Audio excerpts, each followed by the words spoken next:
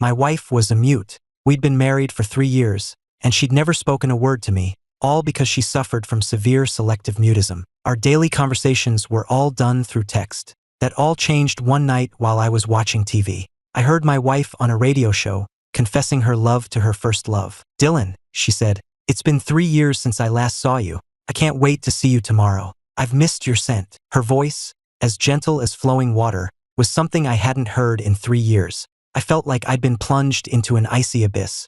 A tight grip seized my chest, and I sat on the bed, stunned, for what felt like an eternity. I met Khloe Vanderbilt through an arranged marriage between our families. It was love at first sight for me, but she was always as cold as ice. When we first met, her mother explained, "Ethan, dear, please be patient with Khloe. She has selective mutism." I called her mother. "Ethan, dear," her voice came through the phone. "Why are you still awake so late?" A lump formed in my throat, and I was silent for a long time. The prolonged silence seemed to unnerve her mother. "What is it? Did Khloe do something to upset you? Did you know that Dylan Vance is back?" I was stunned. It turned out I was the only one who had been kept in the dark. "I'm sorry, Ethan. I wasn't completely honest with you 3 years ago," her mother continued. "Khloe's selective mutism began right after her ex-boyfriend, Dylan, left. I was desperate, so I forced her into these arranged meetings. It's pathetic, isn't it? The sole heiress of the Vanderbilt family, a mute. But don't you worry, Ethan. No matter what,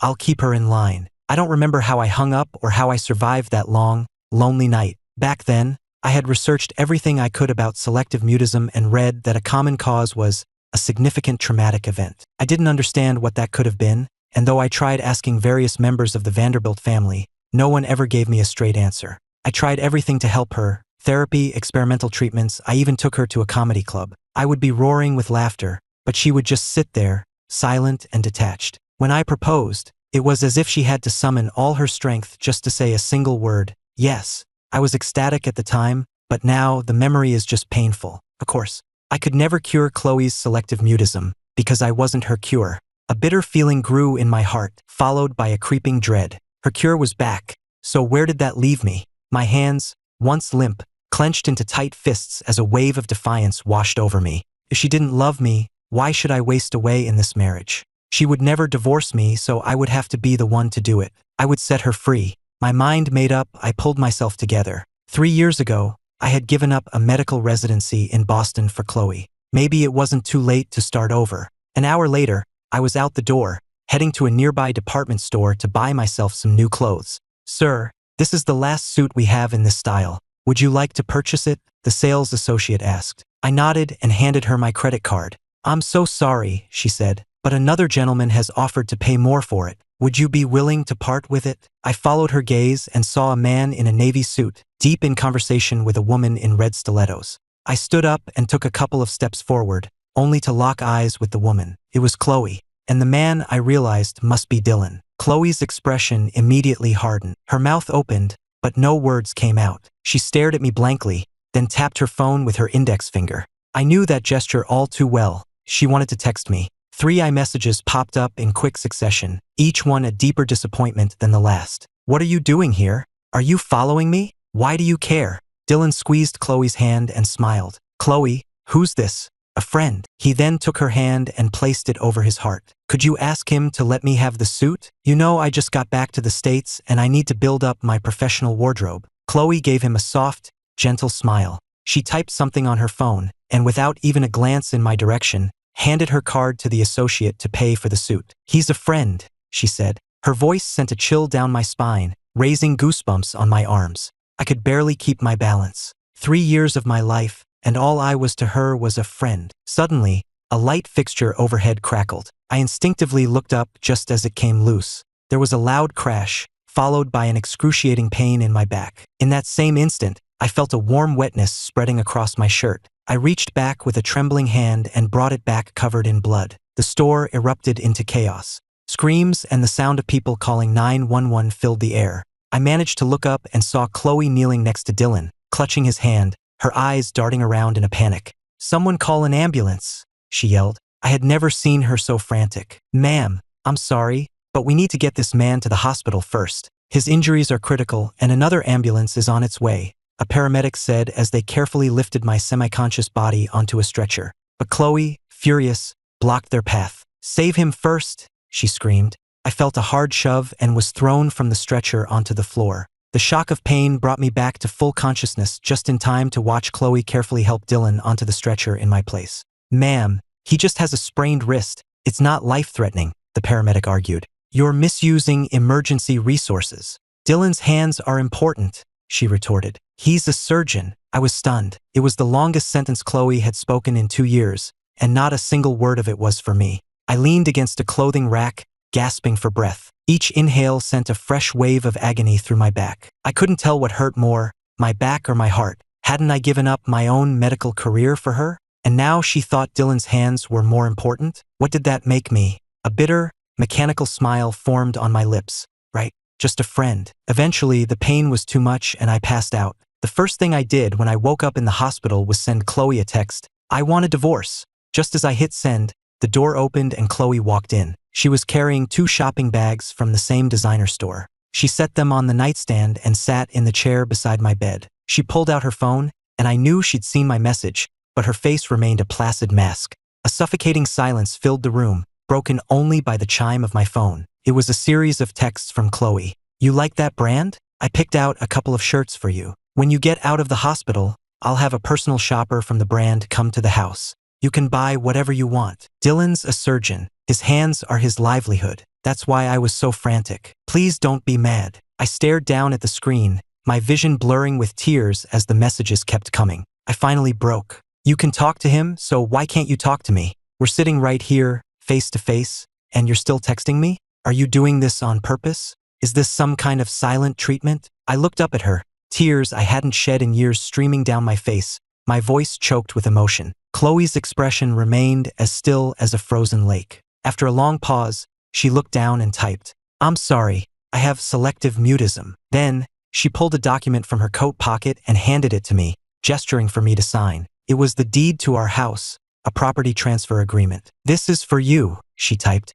"as compensation." A sharp ring cut through the tension. Khloe's face tensed as she quickly answered her phone. I couldn't hear who was on the other end, but her response was immediate. "I'm on my way." I already knew who it was. Dylan. Without another moment of hesitation, I pulled out my phone and went to the court's e-filing portal. I filled out the divorce petition, entered our information, uploaded our marriage certificate and the property deed as proof of our separation, and checked the box to waive mediation. I felt a huge weight lift off my chest. The 30-day countdown had begun. A week later, I received a text from her. "County Recorder's Office, 3 p.m. to transfer the deed." I'd been in the hospital for a week, and that was the first I'd heard from her. No calls, no texts, no visits. I was getting used to being alone. I didn't get to the recorder's office until 3:30, but surprisingly, Khloe was already there waiting. She hated it when people were late, but her face showed no sign of impatience. A clerk from a private office greeted me as soon as I walked in. I noticed Khloe had even brought a bouquet of white roses and a small velvet jewelry box. The clerk moved to pull out a chair for me, but Khloe stopped him, indicating she would do it herself. I was taken aback. "You really don't have to do all this," I said. A faint smile played on her lips. She squeezed my hand, and with what seemed like immense effort, managed to say, "It's fine." This rare display of warmth and speech left me completely bewildered. The paperwork was done in minutes. "You can head home," she texted. "I have to go back to the office." A strange feeling stirred within me. I walked outside and hailed a cab, only to realize I'd left my briefcase inside. I had to go back. I saw Khloe still standing in the lobby, but now she was holding an even bigger bouquet of roses. Dylan walked in through the main entrance, and she rushed to meet him. They embraced, and he kissed her affectionately on the cheek. "Ms. Vanderbilt, right this way for the new property acquisition," another agent said. "You mentioned an estate in Lake Forest? Now that the downtown condo is no longer under your name, you're eligible to purchase another property." Khloe linked her arm through Dylan's, and the two of them, beaming with happiness, disappeared into a private office. It was the middle of July, but I had never felt so cold. A chill so deep I could barely stand, a cold sweat breaking out on my back and forehead. So that was it. I was the one being cast aside. "Mr. Miller, hello? Your wife, Miss Khloe Vanderbilt, did not respond to the divorce petition. We were able to reach her by phone, but she remained silent, which under state law is treated as a default agreement. The court has therefore processed your request. There is a 30-day cooling-off period during which you can withdraw the petition. Otherwise, the marriage will be legally dissolved. The court clerk's voice was flat and emotionless. This was probably the simplest case she'd handle all day. I took a deep breath, and though my hand was shaking, I managed to say, "I understand." I took a cab back to the condo and silently surveyed the space we had shared. Then I started packing Khloe's things. I wasn't going to be the one to move out. I was going to erase every trace of her from this place. "Package for Mr. Vanderbilt," a courier said after knocking. He handed me a single envelope. "That's not my name anymore," I said, taking the card. The courier looked confused for a second, then just gave an awkward smile. I opened the envelope. Inside was a greeting card with Khloe's handwriting. When I opened it, her voice, recorded, spilled out. "I miss you. I like you. I love you." Before I could even process it, a hand snatched the card away from me. I stumbled backward, nearly falling, and looked up to see Khloe standing there, her face a thundercloud. My phone lit up with a text from her. "Don't touch my things." Before I could reply, she had already turned and headed for the stairs. "Khloe, that's completely out of line," I yelled, my anger boiling over as I chased after her. "I wasn't snooping. What gives you the right to treat me with such disrespect? I don't give a damn about you and Dylan, but you have no right to humiliate me like this." A piercing screech of tires filled the air. I felt a sharp, violent impact in my side before I even saw the car. My body was thrown through the air, and I landed hard on the pavement with a sickening thud. I struggled to push myself up, and a face with a sharp jawline and dark sunglasses loomed over me. The man ground the heel of his polished leather shoe into my right hand, and a choked scream escaped my lips. As my vision blurred, the last thing I saw was Khloe running towards us, her cold mask replaced by sheer panic. She rushed past me, grabbing Dylan's hand to check if he was okay, sighing in relief when she saw he was fine. She never even glanced in my direction before I blacked out. "Mr. Miller, your SVIP status at Vanderbilt Medical has been revoked. I'm afraid we'll have to move you to a standard private room. Actually, I'm sorry, we've just confirmed there are no private rooms available. You may have to wait in the hallway for an operating room to open up. Also, the damage to your right hand is severe. You need surgery immediately, or you risk losing fine motor control permanently." The words shocked me out of my groggy state. I frantically tried to sit up, looking for my phone to call Khloe. The call went straight to a recorded message. "The number you have dialed is not available." A strangled sob escaped my throat. I hurled my phone against the wall, where it shattered with a loud crack. A network of sharp, agonizing pain pulsed from my right hand, consuming my every thought. "Mr. Miller, we've located Ms. Vanderbilt," a nurse told me later. "She's in a counseling session with Dr. Vance. She said he was traumatized by the event and has given strict orders not to be disturbed." I covered my face with my good hand, tears and blood mingling and soaking my sleeve. "I hate you," I whispered, the words tearing from my throat. "I hate you, Khloe. I hate you so much." I spent the night in the hallway, hooked up to a morphine drip, before they finally had an or for me. The pain, both physical and emotional, had left me numb. "I'm sorry, Mr. Miller," the surgeon said afterward. "Because of the comminuted fractures and the delay in getting you into surgery, there was some muscle necrosis. It's unlikely you'll be able to lift anything heavy with this hand again." He gave me a sympathetic look. "I know you're a medical professional yourself, so you understand the implications. I'm afraid you won't be able to practice surgery again. Perhaps you should speak with Ms. Vanderbilt? The Vanderbilt family has connections to the best specialists in the world. Treatment overseas might offer some hope." I shook my head, staring at my heavily bandaged hand. I couldn't even make a fist. "Could you please get me a new phone?" I asked the nurse. "I need to file a police report." Before the words were even fully out of my mouth, the door was kicked open. It was Khloe. The hard, tense look on her face softened with a flicker of surprise when she saw me, covered in bandages and hooked up to N4. Her mouth opened, but again, no sound came out. She snatched a notepad and pen from the bedside table. "I didn't realize how badly you were hurt last night," she wrote. "I'll arrange for the best hand specialists in Europe to treat you." I let out a bitter laugh. "Don't bother. It's my hand. I'll take care of it." Khloe's brow furrowed, clearly displeased with my response. I was about to bring up the divorce again, but decided against it. It didn't matter anymore. She pulled a checkbook from her purse, scribbled a number, and tore out the check, placing it on the table. "This is to compensate you," she wrote. "Please don't blame Dylan." The sight of his name made me shake with uncontrollable rage. "Get out," I screamed. "I never want to see you again. I'm pressing charges, and I don't need your damn money." I snatched the check, ripped it in two, and threw the pieces at her. Khloe froze, stunned. She had never seen me lose my temper like that before. "I won't let you hurt Dylan," she finally said. The words were like a shard of glass in my heart, impossible to remove. Then she left, leaving me there, shaking. 10 more days. In 10 days, we would be finished. Mr. Miller, another flower delivery from Ms. Vanderbilt. She had been sending them for 3 days straight. I never looked at them, just gave a curt nod. Leaning on my cane, I packed my few belongings, ready to check myself out. When I opened the door, I saw the entire hallway was filled with flowers. A sea of white roses, just like the ones she'd been sending. My heart skipped a beat. How did she know I was leaving today? But my delusion was shattered by the conversation of 2 patients down the hall. Khloe Vanderbilt is really something else. To make Dr. Vance feel welcome, she sent flowers to every single patient and had his entire floor redecorated. Must be costing her tens of thousands a day. Must be nice to be rich and in love. And white roses for true love. How romantic. Shoo, keep your voice down. Her husband is a patient on this floor too. I steadied myself against the wall, my face ashen. A hollow, self-mocking laugh escaped my lips. A collective gasp drew my attention to the atrium below. The main lobby was also a sea of white roses. And in the very center stood Khloe and Dylan. "Dylan, will you stay with me always?" Khloe said, moving closer to him, her words a tired cliché. He smiled and took the ring box she offered as the crowd around them burst into applause. Then, Khloe leaned in and kissed him.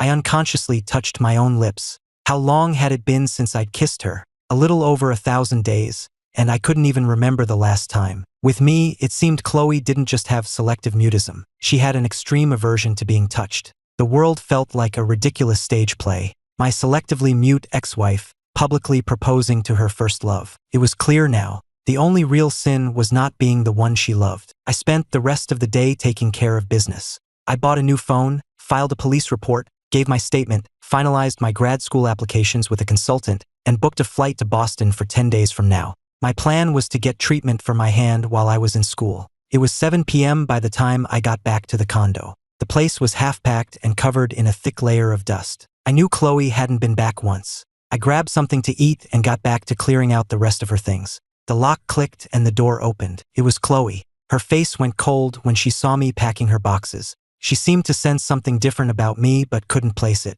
Without a word, she strode into the bedroom. I heard the sounds of drawers being thrown open, and then she stormed out, tearing through the boxes I'd already packed, scattering clothes and belongings everywhere. "What are you doing?" I demanded, moving toward her, but she shoved me and I fell. "The recorder?" she asked, her voice sharp. How long had it been since she'd last spoken to me? "What recorder?" "I don't have it," I said, glancing down at my right hand. Fresh blood was starting to seep through the bandages. More frantic searching. I looked up and saw a side of Khloe I'd never seen before. She was completely frantic, her forehead beaded with sweat, her silk scarf askew, her designer dress smudged with dust. "Where is the recorder?" she demanded, stopping to glare at me. "I told you, I haven't seen it," I shot back with a firmness that surprised even me. I used my left hand to push myself up, staggering to my feet until I was looking her straight in the eye. She seemed to be at a loss, her frustration mounting. Her fists clenched and unclenched, and then with a furious cry,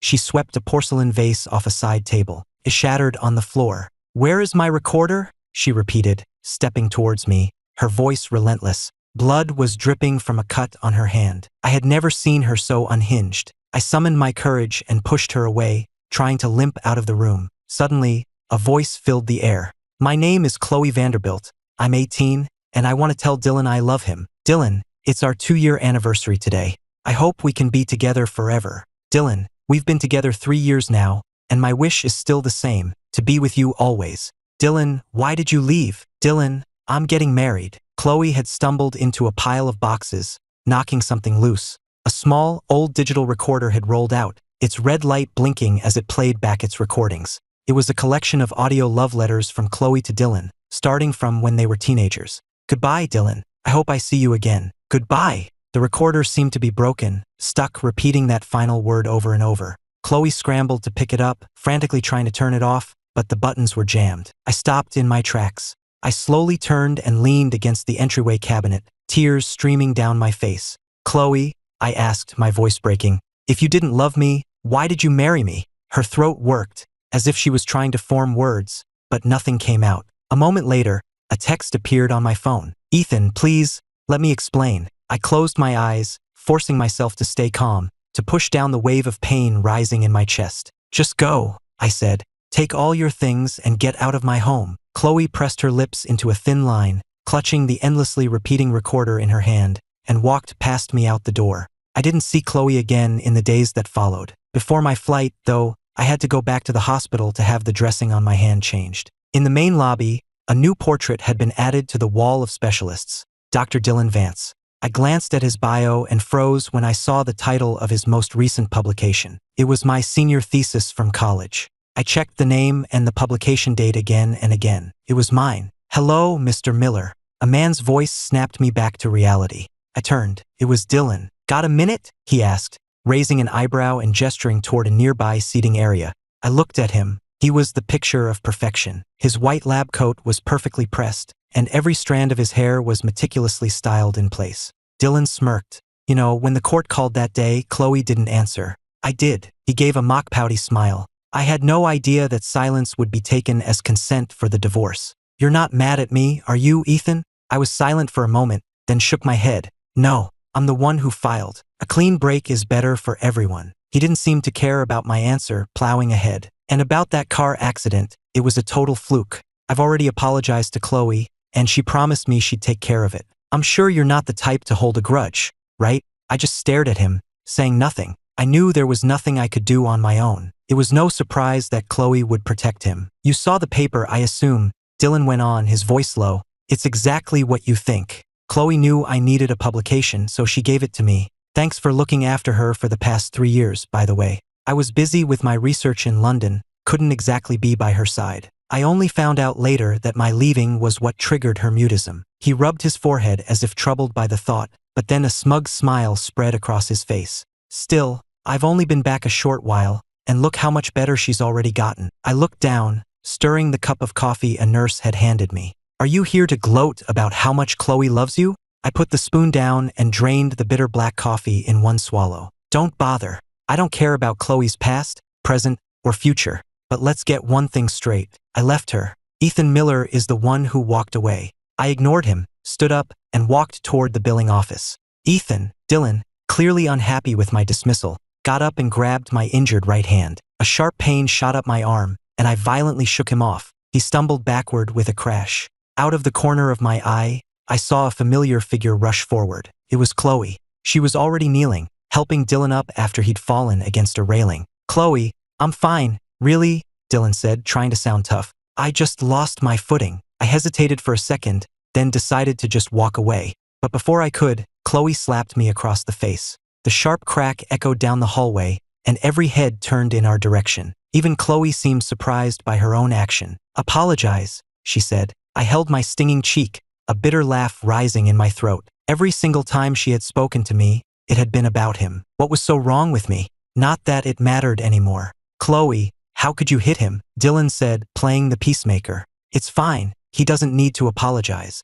Khloe looked like she was about to argue, but Dylan smoothly took her arm, his voice gentle, and just like that, the ice around her began to thaw. I used to believe that if I was just patient enough, Khloe would eventually come around. I thought if I just read enough medical journals, I could find a way to cure her. I had so many fantasies, but the reality was that Khloe was never mine to begin with. My flight to Boston was at 4 p.m. At noon, the official divorce decree arrived in my email. From that moment on, I was a completely free man. A text from Khloe came in. "Meet me at the cafe downstairs from my office. 1 o'clock. After a moment's thought, I decided to go. I arrived early, with my suitcase and the printed divorce decree in hand. I waited from 1 to 1:30, and then until 2. She was the one who had asked to meet, and she was the one who stood me up. I sent several texts which went unanswered. Finally, a 2-word reply, "In a meeting." "Hello, is this Mr. Miller?" A voice said over the phone. "This is Ms. Vanderbilt's assistant. She asked me to let you know that something urgent has come up, and she won't be able to make your meeting." I didn't respond. I had expected as much. "Ms. Vanderbilt also wanted me to inform you that she has arranged a consultation with a top hand surgeon in London and will cover all your travel and medical expenses. She has also transferred $2 million to your account to cover your living expenses." I stood up, phone in one hand, suitcase in the other. The words, "I don't need it," died on my lips. Across the street, at another outdoor cafe, sat Khloe and Dylan, laughing together. He was smiling down at her, and she looked utterly blissful as she leaned her head on his shoulder. The afternoon sun was beautiful, casting a golden glow over them. I don't think I'd ever seen Khloe look that happy in the 3 years we were married. I quickly shut down that line of thought. Mr. Miller? Are you still there? The assistant's voice chirped. I hung up, paid my bill, and walked out of the cafe. I walked straight across the street to their table. I took the divorce decree I'd been gripping in my hand and slammed it down between them. The impact sent coffee and juice splashing across the table, soaking the front of Dylan's shirt. Khloe grabbed my wrist, but she didn't even look at the papers. Her eyes were on Dylan. She immediately rushed to his side with a napkin and began dabbing at his clothes. "Are you okay?" she asked softly. I stood there for a moment in silence, then turned and hailed a cab to the airport.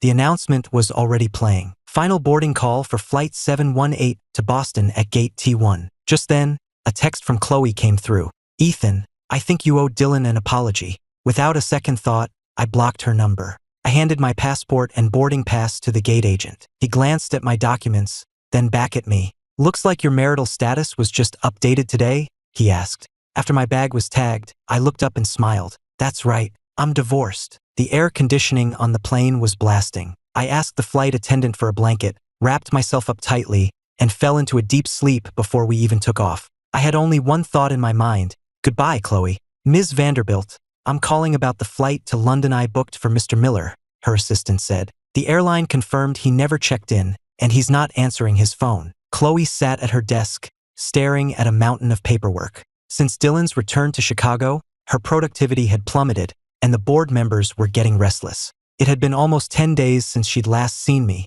since that ugly scene at the cafe. Khloe knew I wouldn't be the one to apologize, and she knew she had been unfairly biased towards Dylan. She had left me alone, thinking that arranging my treatment in London would give all three of us some much-needed space. Also, the assistant continued, "The $2 million you transferred to Mr. Miller's account was returned. The bank said that since you're now divorced, he's no longer authorized on the Vanderbilt Family Trust, so they can't process a transfer of that size." Khloe froze. The pen in her hand dragged a thick, black line across the document she was signing, tearing the paper. She let out a soft hiss of frustration and typed a message to her assistant. "What do you mean, divorced?" The assistant was taken aback. "Our legal department received the final decree about 10 days ago. They've already updated your marital status in the company records." "You didn't know? Bring me the file," Khloe typed back. A few minutes later, the divorce decree was in her hands. It was a simple 2-page document. She looked at the date it was filed, the day of our fight in the condo.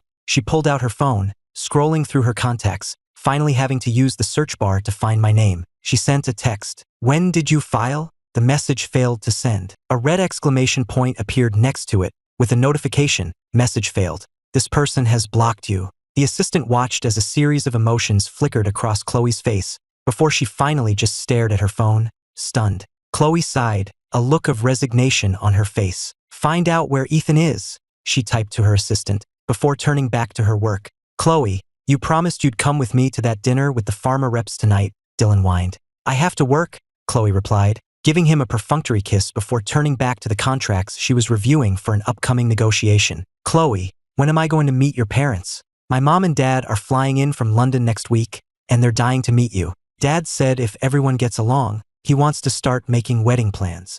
Dylan snatched the contract out of her hands, holding it behind his back to force her to look at him. Khloe was forced to look at him, the close proximity overwhelming her with the scent of his strong cologne. She was sensitive to perfumes and let out a small sneeze. A flicker of annoyance crossed Dylan's face before he smoothed it over, leaning in closer. "Khloe, I don't want to wait anymore. You're divorced now. There's nothing stopping us from being together." At his words, Khloe's hand, which was reaching for a tissue, froze in midair. She turned to look at him, her gaze sharp. "How did you know I was divorced?" Dylan froze, a flicker of panic in his eyes. I heard your assistant talking about it," he stammered. Khloe felt a surge of irritation. She knew her assistant was the soul of discretion and would never gossip about her private life. She didn't believe him. "Was it you?" she asked, her voice dangerously quiet. "Who answered the call from the court?" A flash of resentment crossed Dylan's face. "Khloe, you told me you loved me. Why are you getting angry at me over him?" "I didn't know it was the court calling.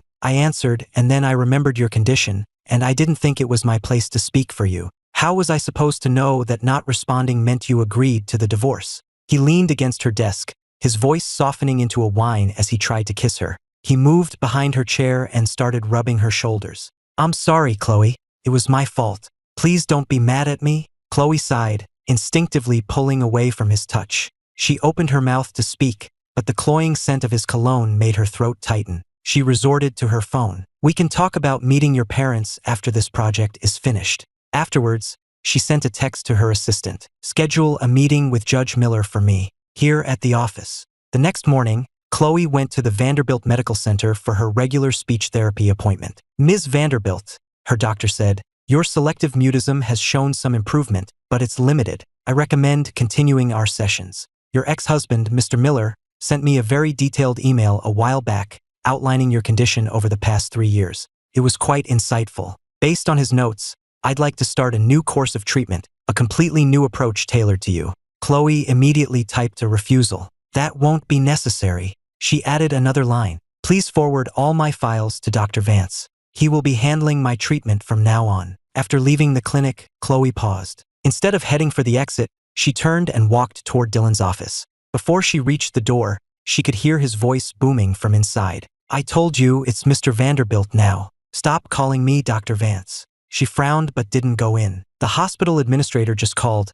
a nurse said, her voice timid. "You have a board meeting at 4, and you're scheduled for a surgery at 5. Through the crack in the door, Khloe could see Dylan admiring himself in a hand mirror, his desk littered with bottles of cologne and hair gel. "Also," the nurse added timidly, "the chief of staff wanted to remind you of the hospital's dress code. Surgeons aren't permitted to wear cologne or hair products in the operating room."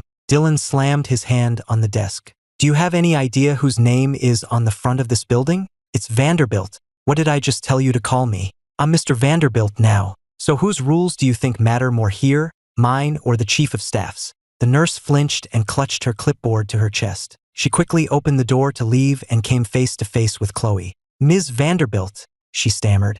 Dylan spun around, his expression a mixture of surprise and annoyance. He quickly strode to the door, shoved the nurse out into the hallway, and then turned back to Khloe, his face breaking into a wide smile. "Khloe, you came to see me." He playfully poked her cheek, then took her hand to lead her inside. The overpowering scent of his cologne was making her nauseous. "You shouldn't," she began, but he cut her off, pressing her against the door. Okay, I get it," he whispered. "I'll tone it down." He leaned in to kiss her, but she turned her head at the last second, his lips only brushing her cheek. He stiffened. "What, are you mad at me now?" "Fine, I'll go apologize to her," he said, pretending to head for the door. Khloe pulled him back. She started to say, "Next time," but he cut her off again. "I get it, Khloe, don't worry. I'll be more discreet from now on." Khloe felt a tightness in her chest, the words she wanted to say trapped inside her. She took out her phone and typed, "My medical files should have been transferred to you by now. I want you to handle my next round of therapy." A flicker of impatience crossed Dylan's eyes as he read the message. "Selective mutism? But you're almost completely better. Khloe, all you need to do is spend more time with me. Once we're married, you'll be fine. You don't need therapy." He pulled his passport from a drawer and waved it at her. "How about you take me to Thailand next week instead?" Khloe typed again. "I need one more round of treatment." Dylan's patience snapped. He pulled his hand away and turned his back on her. "I said you don't need it. I have a medical degree from a top university. Why won't you trust me? Besides, you've gotten so much better since I came back, haven't you? The best thing for this kind of psychological issue is to relax and have fun. I'm sick of this job anyway. It's so boring." Staring at his back, for some reason, Khloe thought of me. Sensing her silence, Dylan turned back around. "Fine," he said, his tone softening. "I'll go with you to every single one of your appointments. Okay? I'll be by your side until you're completely cured." But the image that flashed in her mind was of my smiling face. After a long pause, she pushed down her unease and wrapped her arms around him from behind. "Just rest," she managed to say, each word a struggle. Her throat felt tight, and a heavy feeling settled in her chest. Later, Khloe called the judge's office. She opened her mouth to speak, but that same tightness seized her throat. She couldn't make a sound. After a few moments of silence, the judge on the other end said, "Hello? I'm sorry, I have to take another call," and hung up. Khloe stared at her phone screen. It was real. We were really divorced. I slept for over 10 hours, only waking up when the captain announced our descent. The cabin was cold, but the wool blanket I was wrapped in was warm and comfortable. "Ladies and gentlemen, "We are beginning our final descent into Boston Logan International Airport," the flight attendant announced. I sat up and turned on my phone, connecting to the in-flight Wi-Fi. A flurry of notifications chimed, and I quickly silenced my phone, murmuring an apology to the passenger next to me. I had a few missed calls from Boston area codes and a new friend request on Instagram. Nothing from Khloe. I let out a small, imperceptible sigh of relief. The lurch of the plane touching down was the moment it finally felt real. A new life was beginning. My phone rang. Mr. Miller, my realtor from Chicago, said, "Are you sure you want to list the condo for $2.5 million? Yes, I replied. I need the cash. Sell it as quickly as you can. I'm willing to go lower on the price. I hung up and went back to cleaning my new apartment in Boston. The condo was the last thing connecting me to Khloe, and I wanted it gone. In a week, I would be starting my 4-year MD-PhD program at Harvard Medical School, focusing on my specialties, psychiatry and cardiothoracic surgery. The Instagram request was from a professor in the admissions office, a friendly woman named Dr. Evelyn Reed. I accepted her request and sent a quick message. She replied with my class schedule, housing information, and other orientation materials. She also had good news about my hand. The university's teaching hospital would provide me with the most advanced treatment at a reduced rate. She told me they'd recently treated a case even more severe than mine, and the patient had made a full recovery in 6 months. They expected I'd be back to normal in 2 to 4 months. Everything was falling into place, just as I'd hoped. I hadn't heard from Khloe again. That was her way, cold and proud. At first, she probably thought I was just giving her the silent treatment. But even after she knew the truth, there was no reason for us to be in touch. The weather in Boston was beautiful. Sunlight streamed through the clean windows of my apartment, illuminating the dust motes dancing in the air. I found myself humming. Just then, my phone rang. It was Dr. Reed. "Ethan, we were reviewing your application materials, and we found something concerning. The undergraduate thesis you submitted appears to have been published under the name of a Dylan Vance, from a medical college in London. Were you aware of this?" My mood instantly soured. "Yes, I'm aware," I said. "My ex-wife gave him my research, but I have all my original notes, outlines, and the raw data from my fieldwork. I can prove it's my work." Dr. Reed sounded relieved. "That's wonderful news. If you can email me all of that documentation, the university will initiate an academic misconduct arbitration on your behalf. You should have your authorship restored within a couple of weeks." I thanked her profusely and hung up, immediately opening my laptop to gather the files. The throbbing in my right hand forced me to take frequent breaks, but I was filled with a sense of elation. Leaving Khloe was the best decision I had made in 3 years. After 2 straight weeks of working around the clock, Khloe suffered a cardiac arrest on a flight to Thailand. Dylan was sitting next to her in business class, completely absorbed in a movie. Khloe felt a crushing weight on her chest, a suffocating feeling that spread through her entire body. It felt like a stone was lodged in her throat. She tried to reach for Dylan, but her arm fell limply to her side. Even without headphones, he was so engrossed in his film that he didn't notice she had passed out. In the moments before she lost consciousness, the feeling of despair was even worse than the physical pain. And for some reason, as her eyes closed, the images that flashed through her mind were of her life with me. Me keeping the condo spotless. Me cooking her carefully planned, nutritious meals every day. Me scheduling her workouts, managing her calendar, even helping her with paperwork from the office. As her consciousness faded, she couldn't even summon the strength to smile. The absurdity of it all struck her. She was a billionaire, and for the past 2 weeks, she'd been living on takeout. Then, everything went black. When she came to, surrounded by a hazy white light, Khloe felt no joy. "Ms. Vanderbilt's condition is critical," a doctor was saying. "The preliminary diagnosis is cardiac arrest due to extreme exhaustion, but given her history, it could also be a complication of her selective mutism.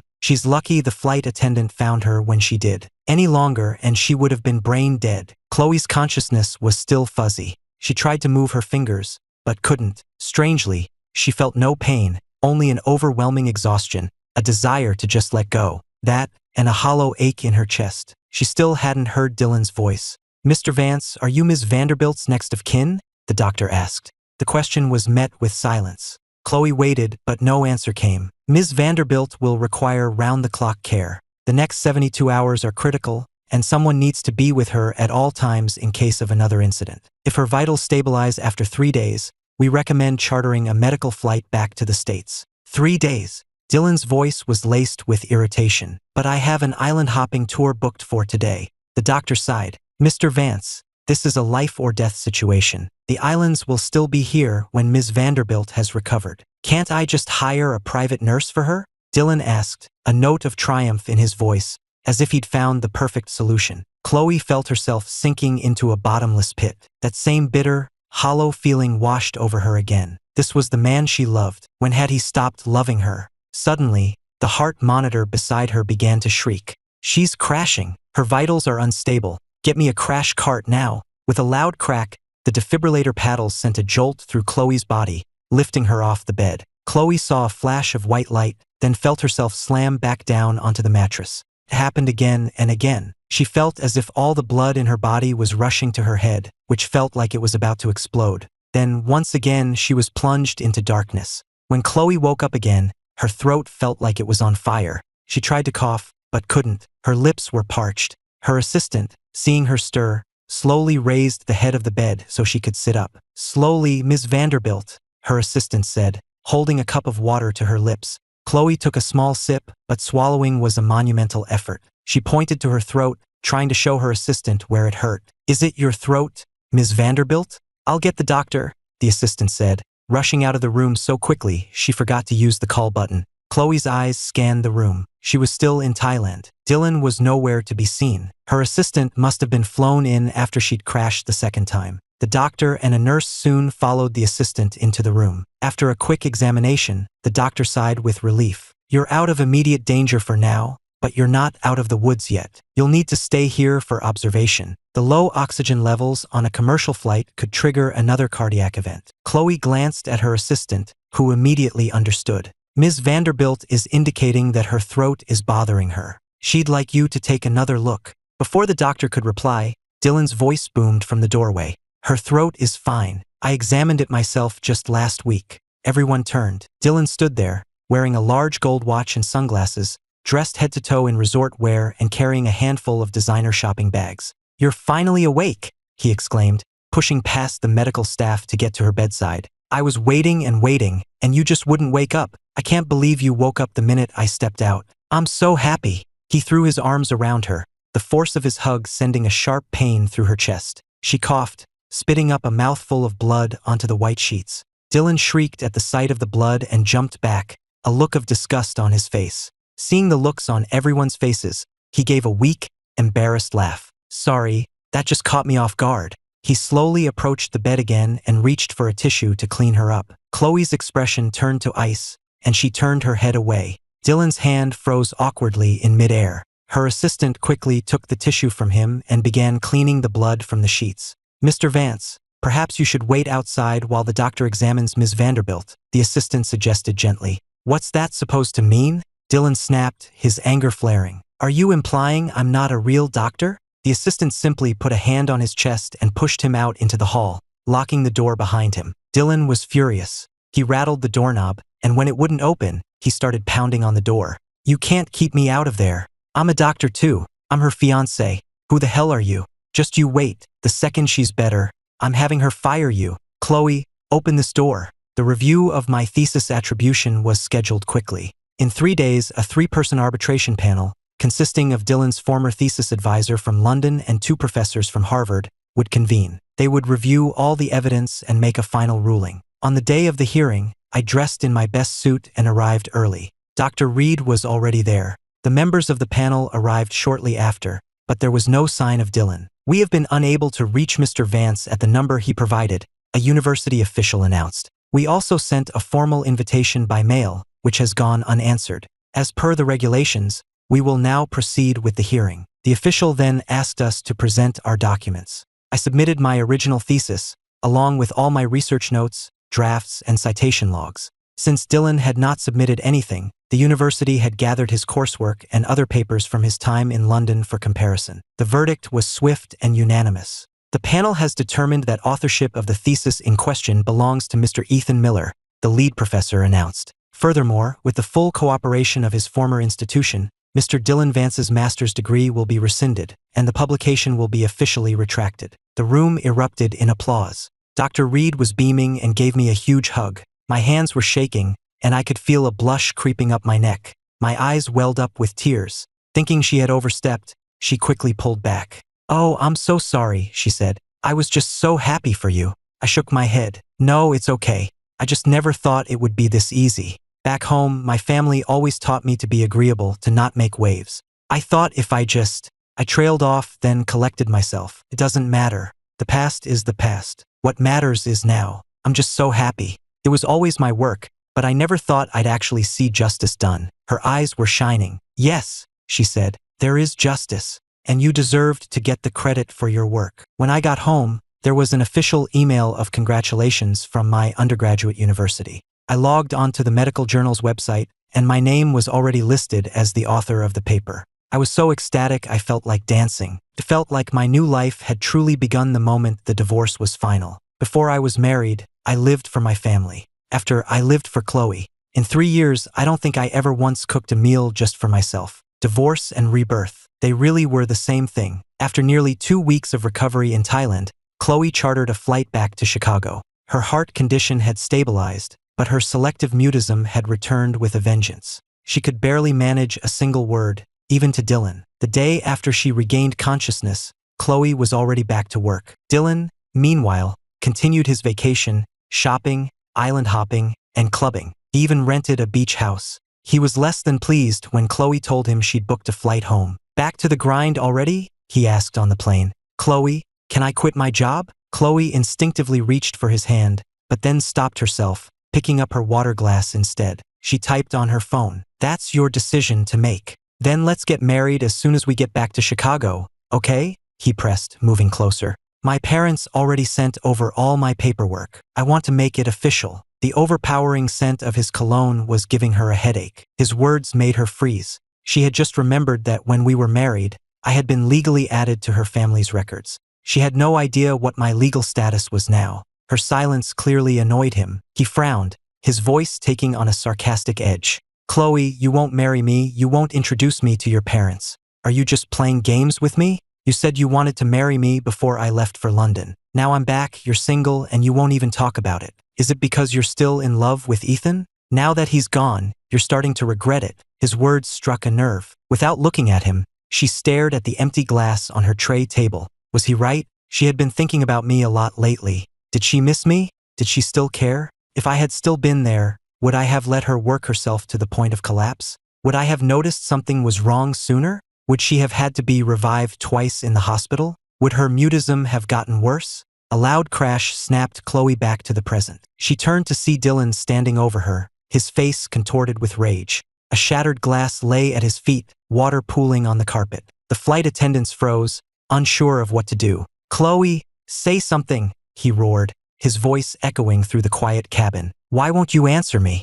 Do you love me or not? Say it. His face was a mask of fury, his features twisted with rage. In that moment, the man in front of her was a complete stranger, no longer the caring person she remembered. She didn't know what had gone so wrong. The sharp crack of a slap echoed through the cabin. Khloe raised a hand to her stinging cheek, her eyes wide with disbelief as she stared at Dylan. He looked down at his own hand, a flicker of panic in his eyes. The only sound was the hiss of the cabin's air conditioning. Everyone was frozen in shock. Khloe, I'm so sorry, he stammered, his lips trembling. I didn't mean to. I was just so frustrated. You wouldn't answer me. I didn't know what was wrong. He moved to embrace her, but her assistant stepped between them. Khloe felt an unbearable tightness in her chest. She gave a weary wave of her hand, and several bodyguards appeared, escorting a still protesting Dylan to another part of the plane. Her heart was hammering in her chest, her breathing shallow and rapid. And then she fainted. When Khloe woke up again, she was back in a hospital. The medical equipment surrounding her was even more advanced this time, the constant beeping giving her a headache. She reached up to silence one of the machines, but a wave of nausea washed over her. She gripped the bed rail, taking deep, ragged breaths until the feeling passed. From the hallway, she could hear arguing, then the sharp sound of another slap, followed by Dylan's enraged shouting. But this time, Khloe felt nothing. She couldn't quite place the emotion, or lack thereof. Was she too tired to care, or did she simply not care anymore? How dare you lay a hand on my daughter? It was her mother's voice. She was perfectly fine before she left for Thailand with you. She had a cardiac arrest on the flight there, and another one on the way back. Do you have any idea how close she came to dying? If anything happens to her, I will personally destroy you. Khloe knew her mother had never approved of Dylan, and now she had all the ammunition she needed. Dylan's angry shouts subsided into pathetic whimpers. Mrs. Vanderbilt, I'm so sorry, I was wrong. It was just Khloe wouldn't talk to me, and I panicked. I thought she didn't love me anymore. Please, forgive me. Khloe slowly pushed herself up, took a sip of water from the glass on her nightstand, and rinsed her mouth. She was starting to feel more like herself, but her throat still felt raw and swollen. Even swallowing water felt like there was a lump in it. Hearing the noise, someone threw open the door. It was Dylan, still in the clothes he'd worn on the plane. He must have come straight here after they landed. He rushed into the room, stumbled, and fell to his knees before her, his hands clutching at her hospital gown. Khloe, please let me explain, he begged. I didn't do it on purpose. I didn't know you were that sick. Selective mutism doesn't cause cardiac arrest. I'm a doctor. I know these things. His hand trembled as he reached for her face. Khloe, please just say something. I know you still love me, right? Khloe stared at him, her face a blank canvas. Maybe it wasn't that she couldn't speak. Maybe she just didn't want to. Her mother stood in the doorway, watching, waiting for her to make a choice. Khloe looked past him, to the assistant standing behind her mother, and gave a slight nod. Immediately, 2 large bodyguards entered the room and pulled Dylan to his feet. No, don't take me away, he screamed as they dragged him out. Khloe, you can't do this to me. I came back for you. Don't you remember what you promised me 3 years ago? His voice faded as they hauled him down the hall. A few moments later, a doctor came in and handed her a medical report. Khloe stared at it in disbelief. Ms. Vanderbilt, the doctor said gently, we've determined that your speech difficulties are not just related to your selective mutism. You have a tumor on your larynx. It's likely that the stress and exhaustion of the past few weeks have caused it to grow rapidly. We recommend surgery to remove it as soon as possible. Khloe typed on her phone, but I have a full physical every month. Why wasn't this discovered sooner? The oncologist looked at her phone. Ms. Vanderbilt, I've reviewed your files. It's true, there was no sign of it in the past 3 years. However, it was clearly visible on last month's scans. If we had caught it then, it wouldn't have become so serious. According to the records, Dr. Vance was the one who personally reviewed those scans. As you know, he insisted on handling all of your medical care personally, so no one else looked at the results. The doctor quickly changed the subject, outlining the pre-op procedures and offering her several possible times for the surgery.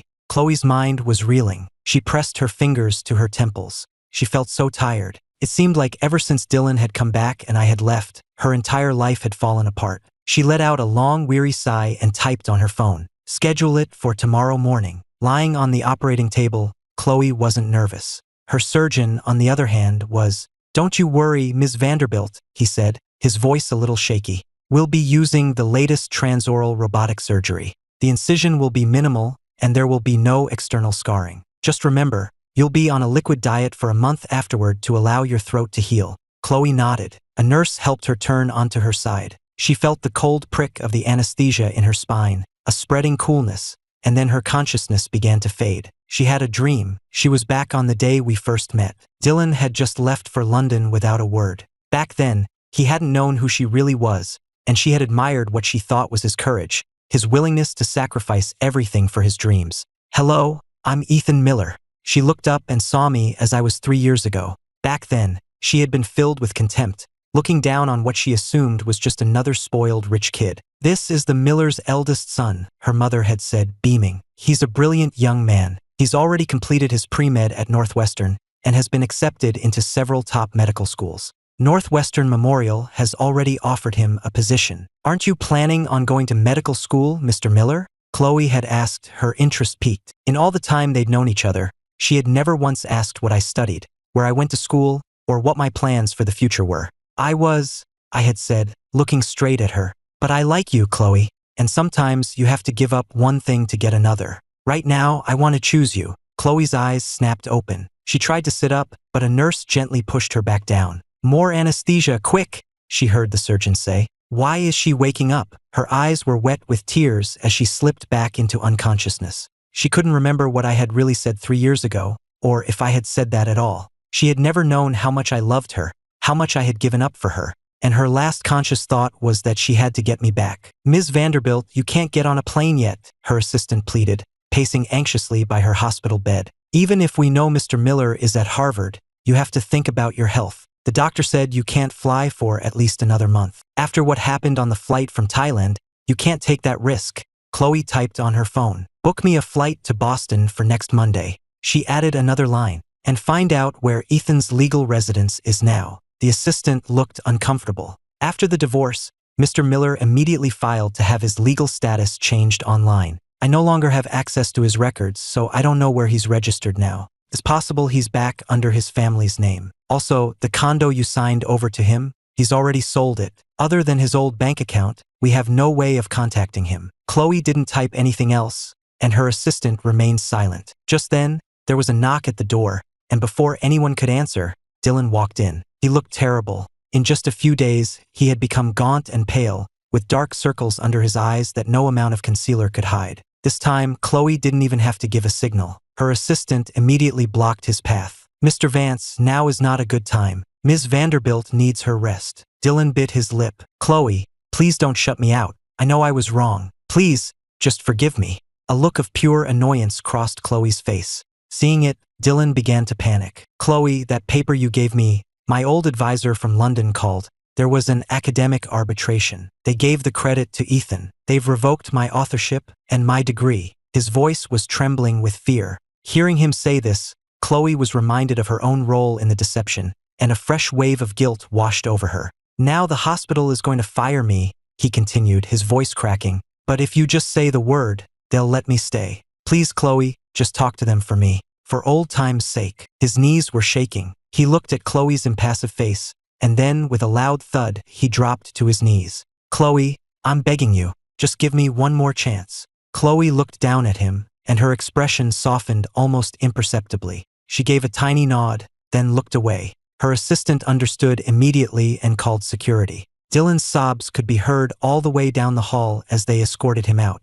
Khloe opened her phone and found the email she had sent to Dylan months ago, with my thesis attached. She was filled with remorse. She typed a message to her assistant. Make a $20 million donation to Harvard Medical School. In Ethan Miller's name, Khloe chartered a private jet to Boston, bringing with her a team of private physicians and $3 million worth of the latest medical equipment. The air in the cabin was cold, and as she watched her breath fog in front of her, she felt a heavy weight settle in her heart. The cabin was silent. With her eyes closed, she could hear her own heart beating. She had to admit it. She missed me, but she had no idea what to do or say to me after all this time. I had blocked her on everything, and the divorce decree was still in her briefcase. She didn't have the courage to contact me directly. All she could do was throw money at the problem, hoping that some grand gesture of compensation would make me change my mind about her. The 12-hour flight felt like an eternity. She tossed and turned in her spacious first-class seat, unable to sleep. Her private physician checked her vitals every hour.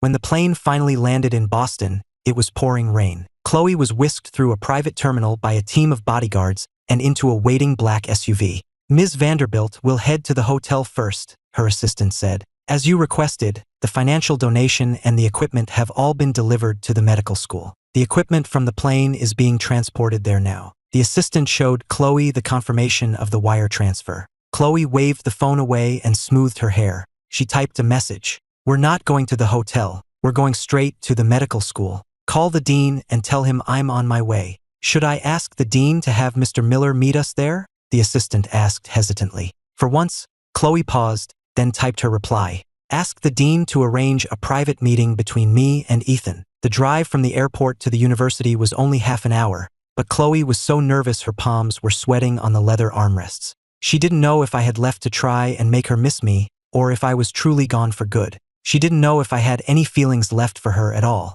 She closed her eyes, exhausted, but the tight, uncomfortable feeling in her throat remained. The dean of the medical school was waiting for them at the main entrance, standing respectfully in the pouring rain. Ms. Vanderbilt, he said, on behalf of the entire university, thank you for your incredible generosity. Khloe barely acknowledged him, sweeping past into the building, her entourage in tow. She gave her assistant a look, who then turned to the dean. Dean, Ms. Vanderbilt is on a very tight schedule. The private meeting with Mr. Miller you discussed, where has it been arranged? The dean hesitated, a flicker of unease on his face. After a moment, he simply nodded and led the way. The meeting was to take place in one of the advanced research labs. I apologize, the dean said, his voice tight with disapproval, but we cannot compel a student to attend a non-academic meeting. In order to accommodate your request, we have scheduled a special practical lab session for Mr. Miller. Khloe ignored his tone, pushing past her bodyguards to get to the lab door.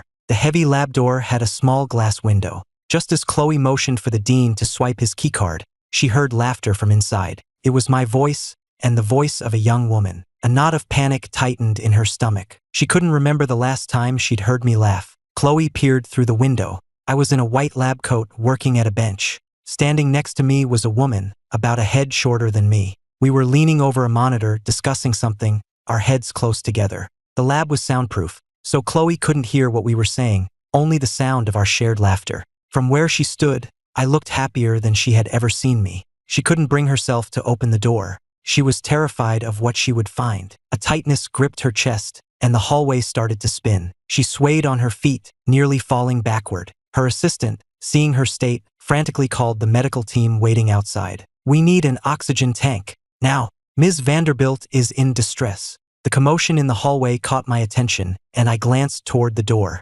Just then, Khloe shoved away the people trying to help her, snatched the keycard from the dean's neck, and swiped it, throwing the lab door open. I was startled by her sudden entrance and instinctively moved Dr. Reed behind me. Then I saw who it was. Khloe. The sight of me shielding another woman seemed to catch in her throat, and the words she had been about to say died on her lips. Our eyes met across the lab. She raised her phone and typed, "Who is she? Is she the reason you divorced me?" Khloe waved away the medical team and refused to go to a private room. She insisted that Dr. Reed leave. The heavy lab door clicked shut, leaving the two of us alone. I turned my back on her and went back to the microscope. A furious cry, and then the sound of glass shattering as Khloe swept everything off the lab bench and onto the floor. My lack of reaction seemed to stun her into silence. I stood for a moment, my hands at my sides, then slowly knelt to pick up the scattered samples. I placed the microscope back on the bench. The lens was shattered. The instrument I had cared for so meticulously was ruined. Still not getting the reaction she wanted, she grabbed my arm and pulled me toward her, shoving her phone in my face. "Answer me," the screen read. The bright screen was blinding. A surge of pure frustration went through me, and I shoved her away, breaking her grip. The force of my own push surprised me. "Khloe, I'm not a mute and neither are you," I said, my voice hard. "Your cure is back in Chicago. His name is Dylan. I've already gotten out of your way, so stop harassing me." And then it all clicked into place. I bit my lip, my own anger rising. That paper was mine. I got it back on my own merits, and you have no right to interfere. You think you can just buy your way through everything? If Dylan wants accolades, let him earn them himself. I am not his stepping stone. I was breathing heavily, my chest heaving with emotion, but Khloe was doubled over in pain, a cold sweat beading on her forehead. She reached for the lab bench to steady herself,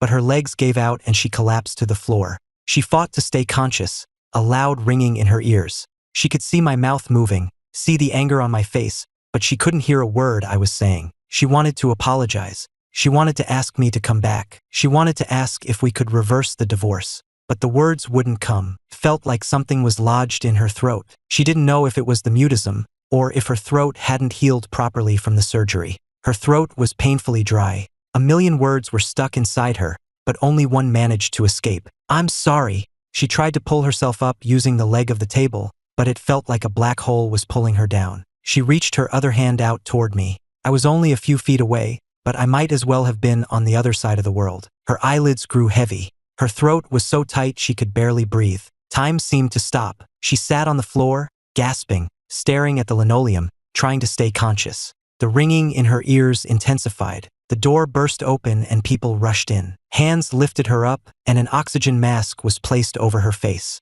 Finally, she could breathe. "Where's Ethan?" Took her a long time to come to. When she did, she ripped the oxygen mask off her face and fought against the people trying to move her. "Ethan," she called out, her own voice startling her. Everyone around her froze. Khloe stiffly turned her head. The sight made her heart sink. The woman from the lab, Dr. Reed, was holding my hands, her face etched with concern. I gave her a small smile and shook my head, letting her know I was okay. Khloe had never felt a heartbreak so sharp, so clear. She was suddenly transported back to the night Dylan had left, 3 years ago. All he had left was a note, no explanation, just that he was gone. Back then, she had been a mess of emotions. Sadness, frustration, the bitter anger of being abandoned. Even when she was diagnosed with selective mutism, she hadn't been scared. She had just decided she would never trust anyone again, never engage in meaningless conversation. But now she was terrified. She hadn't heard what I'd said, but she already knew the answer. I would never choose her again. Khloe gritted her teeth and pushed her way through the crowd,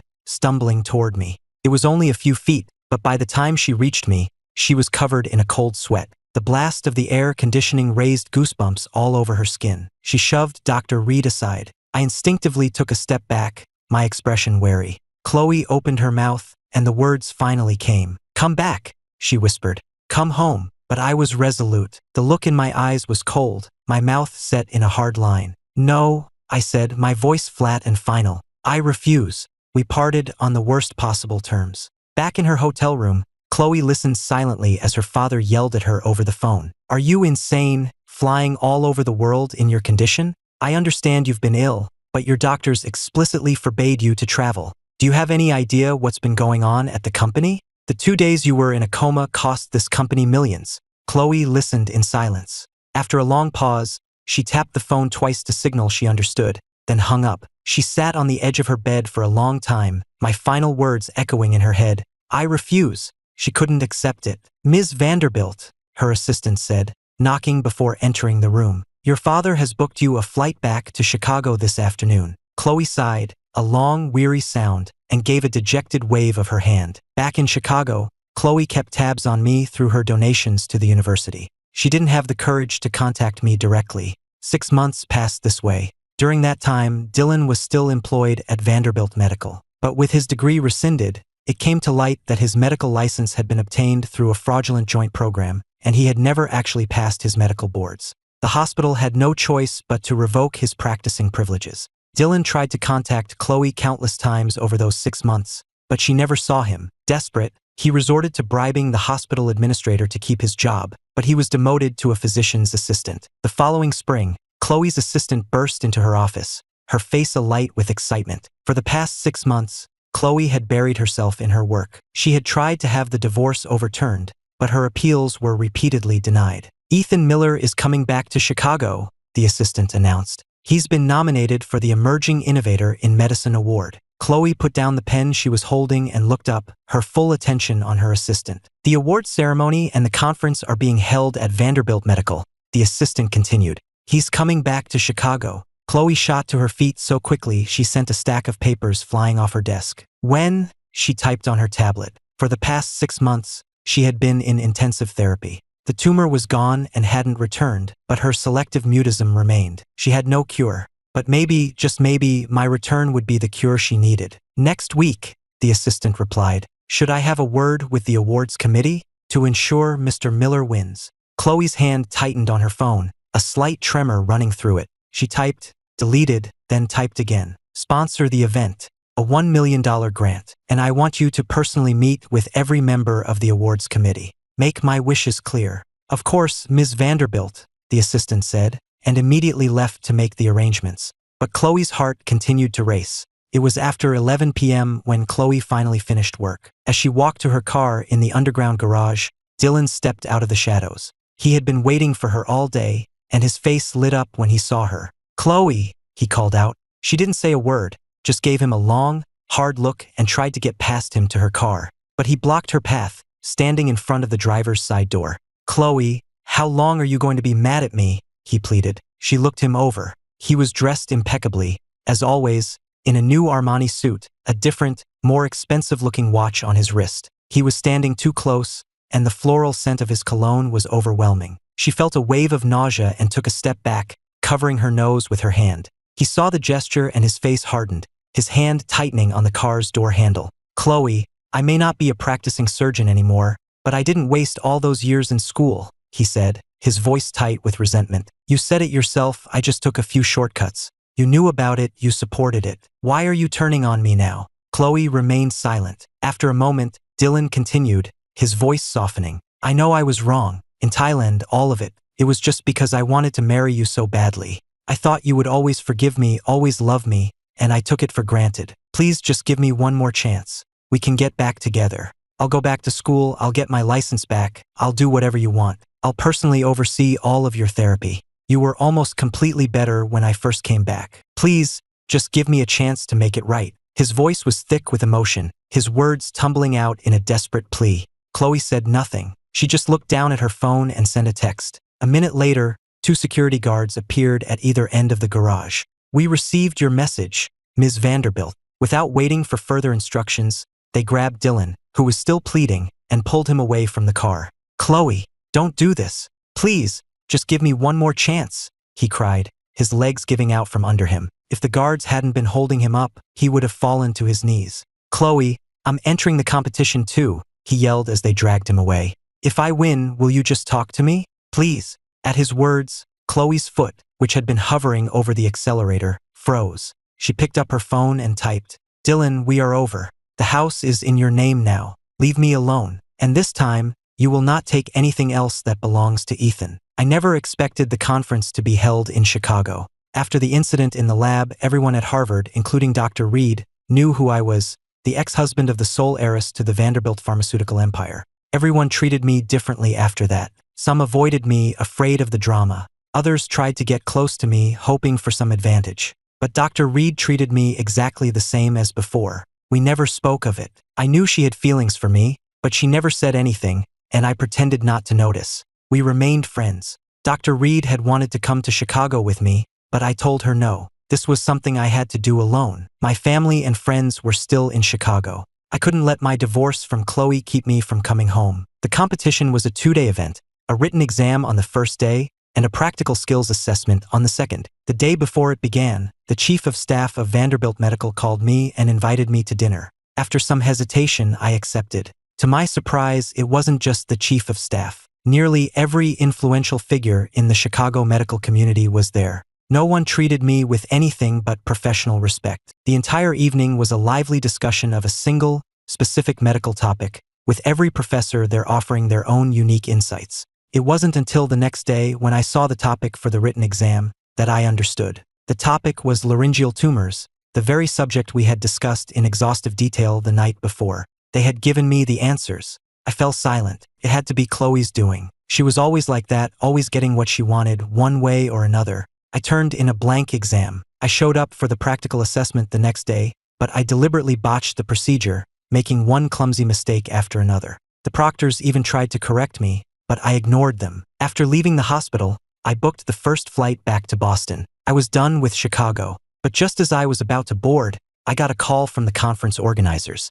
"Mr. Miller, congratulations. You've won the gold medal. We're sorry you couldn't be here for the ceremony, but we will mail the award and the prize money to your address in Boston." I laughed, a dry, humorless sound. So this was what it felt like to have success handed to you on a silver platter. "Don't bother," I said, and hung up. The entire flight back, I couldn't shake the feeling that my life had become a ridiculous farce. As soon as I got back to my apartment, Dr. Reed called. "Ethan, do you remember Dylan Vance? The man who stole your thesis? He was at the conference too. I just heard he's filed a formal complaint against you, accusing you of cheating. He's posted your blank exam and the video of your practical assessment online." "Ethan, what's going on? I know your work. There's no way you would perform that poorly on a simple tumor resection." I was already looking at the post on a professional medical forum. It was laughable. Just then, my phone buzzed. A text from an unknown number. It was Khloe. "Ethan, I'm so sorry. I had no idea this would happen. I'm having my team take down Dylan's posts right now.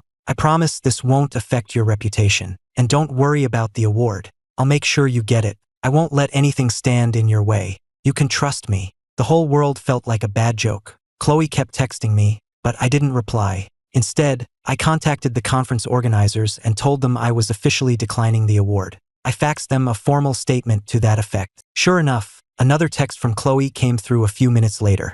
"Ethan, I am so sorry. I'm making another donation of equipment to your department, and I've already arranged for another conference to be held at the end of the year. This time, I'll make sure Dylan is nowhere near it. I promise, everything will be perfect." I stared at the message. It was utterly absurd. After a long moment, I finally replied, "I am not getting back together with you, Khloe.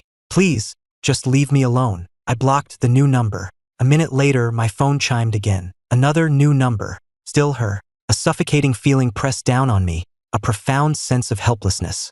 I watched as a stream of texts poured in. Apologies, promises, interspersed with bank notifications of large deposits and messages from the dean asking to speak with me. This was once everything I had ever wanted. Now it was just a burden, a suffocating, painful weight. I used to worry about how to make Khloe love me. Now all I worried about was how to get away from her. I knew blocking her was pointless. With her money and power, she could get a new number in seconds. There was no way to avoid her forever. I stood by the window for a long time. First, I texted Dr. Reed back and told her I was fine, that I had thrown the competition on purpose. Then I unblocked Khloe's number. "Book me the next flight back to Chicago," I wrote. "We need to talk." She must not have known what to say. The typing bubble appeared and disappeared for several minutes. Finally, a single word, "Okay." It was followed by a screenshot. She had chartered a private jet for me. I didn't dwell on it. All I could think about was what I would say to her, how I would make her finally understand. My goal was simple.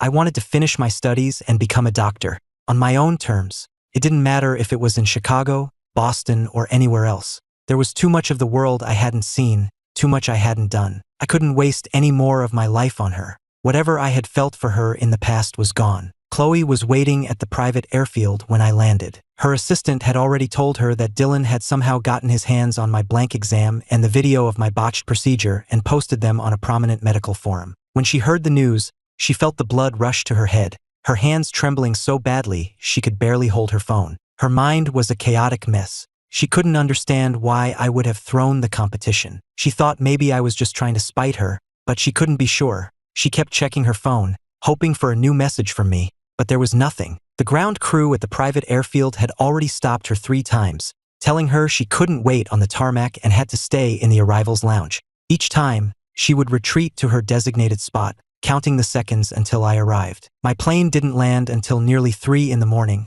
but Khloe felt no trace of fatigue. Even at that hour, the terminal was busy. She finally spotted me in the crowd. I wasn't carrying any luggage, just a single carry-on bag. It was clear I didn't plan on staying long. In less than a year, I was a completely different person. Before, I had always been listless and pale, but now, even in a simple t-shirt and jeans, I looked vibrant and healthy.